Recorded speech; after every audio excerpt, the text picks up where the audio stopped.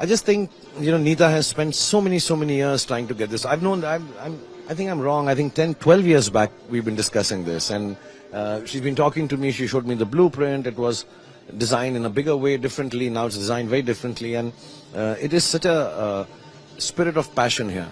It's such a journey of passion here, and someone who's followed art herself, and we all do follow art, but we don't create something which facilitates arts. So yeah, I'm also an artist. So many of us are artists, and she's taken time out, she's taken resources out, and she's put it into a place where it's going to facilitate arts even more.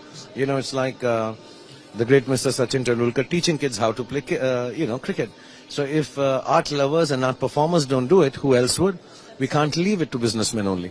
And then just one word to describe tonight, if you could just do it in one word, and that's... One word would be difficult. I could say spectacular, I could say fantastic, I can say mesmerizing.